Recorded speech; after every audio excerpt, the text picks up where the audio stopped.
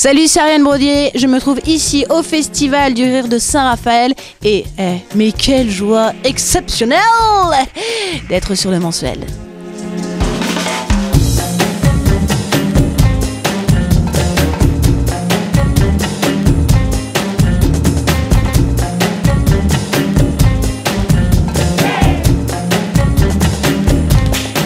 Bah, c'est vrai que sur scène,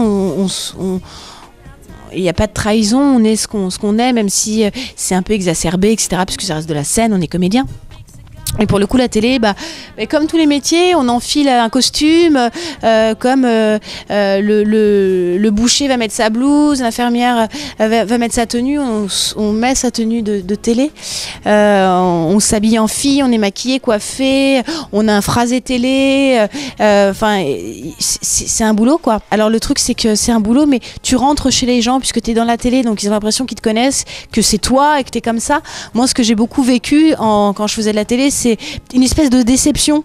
Là, tu me vois, je suis sortie de scène, je suis maquillée, un petit peu coiffée, mais dans ma vie tous les jours, je suis plutôt roots et je voyais toujours la déception chez les gens. Vous êtes Ariane Brodier ? Vous êtes sûr ? Parce que il y avait pas le côté artifice, hyper joli, hyper sexy. Oui, votre décolleté.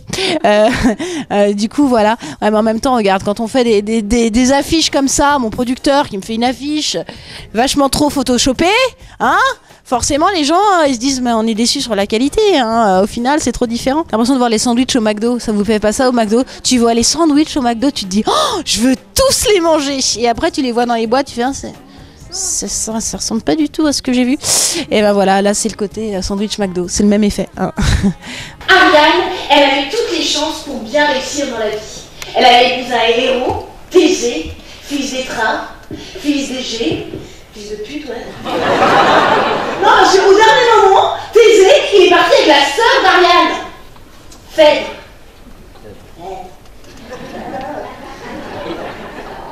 Les mythes et la mythologie, c'est vraiment des référents universels, puisque en fait, ça fait partie des vices, des complexes que chacun peut avoir, ou même des travers qu'on peut avoir quand on parle de Narcisse ou quand on parle d'Oedipe, etc.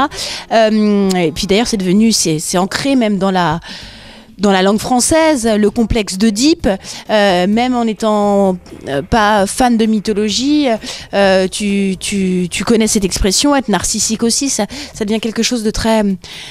En tout cas très accessible, mais c'est comme tout, c'est comme l'histoire ou comme toutes ces choses-là, tu peux avoir un prof qui fait que le truc est hyper intéressant et que tu deviens fan du truc et j'espère que voilà quoi, les gens ils vont aimer en tout cas à travers mon spectacle des choses qui au prime abord peuvent être un peu rébarbatives, mais je ne pense pas en fait.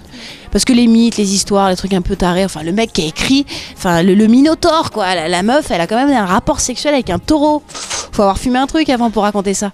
Et ouais non, ça me fait rire. En fait j'adore les contes, j'adore même les histoires de Corrigan en Bretagne, les trucs, enfin tu vois les trucs très loufoques et puis en plus c'est bizarre, mais dans ces personnages mythologiques il y a beaucoup de monstres, mi-homme, mi-taureau, mi-homme, mi-cheval, etc. Et moi un animal qui parle ça me fait marrer, donc je suis vraiment là-dessus sur le côté absurde et c'est l'humour qui me fait rire, le truc complètement ovniesque, et du coup ouais je pousse ce truc absurde le plus loin possible parce que ça me fait marrer. Moi, ma vie, elle est pas si loin de celle d'Ariane. C'est la loose totale. Tout ça à cause d'un prénom.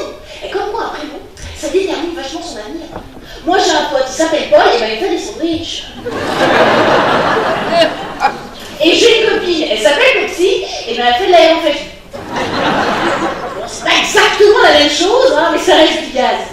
Je suis hyper enfant dans ce que je suis, j'ai ce truc de ce complexe de Peter Pan de pas vouloir grandir, mais comme beaucoup de gens, je pense qu'il faut pas le perdre. Je pense que c'est ce qui fait la magie du spectacle et le fait qu'on a envie de montrer sur scène et de raconter des histoires. Moi, mes parents, ils m'ont toujours raconté des histoires, etc.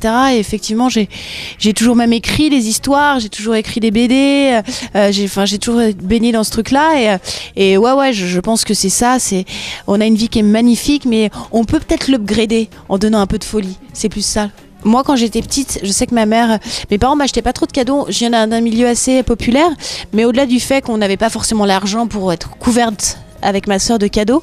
Moi, même si j'avais des cadeaux, je passais des heures à m'amuser avec un couteau, une fourchette. Bonjour monsieur couteau, bonjour madame fourchette. Je faisais des voix, etc. Enfin, je me servais de tout pour raconter des histoires et je pense que c'est dommage de perdre ça. En fait, les enfants ont cette capacité-là de s'imaginer des choses, de voir une cabane là où nous on verrait un canapé, etc. Ben, moi, je vois encore une cabane.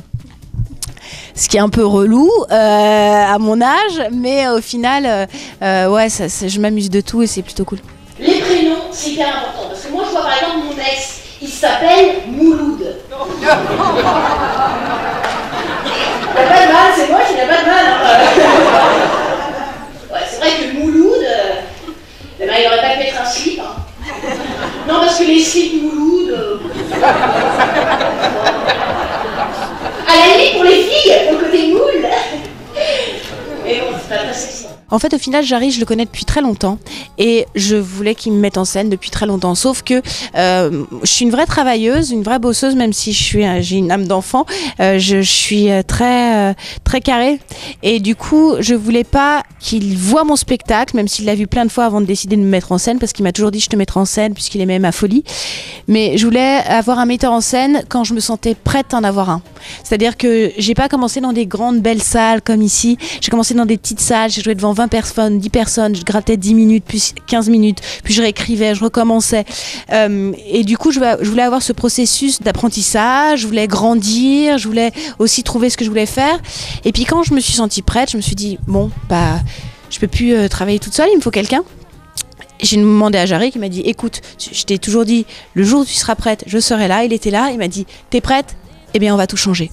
C'est clairement ça. En fait, on a réécrit un spectacle avec mon co-auteur Hakim Omiri, puisque là, je devais plus écrire du sketch à personnage, qui était ma force, mais je devais parler de moi. Et quand je leur ai dit, mais c'est impossible les gars, je vais pas parler de moi, ma vie elle est pas du tout funky. Et en fait, on a écrit ce spectacle en 15 jours. Et Jarry m'a mis en scène en 4 jours à Marrakech. Et j'ai joué mon spectacle pour la première fois à Avignon. Enfin, c'était vraiment hyper intense, rapide, et c'est un truc qui se fait jamais, quoi. Mais ouais, c'est parce que justement, il savait où il allait et que moi, je bossais avec Lucille, qui fait partie de ma prod. Elle me faisait répéter, on était à Avignon, on allait à côté du pont, elle me faisait répéter à côté de la route. Elle était assise dans l'herbe et je répétais mes textes. Voilà, c'est pas du tout glamour, c'est pas du tout strass et paillettes, mais ma vie, c'est ça.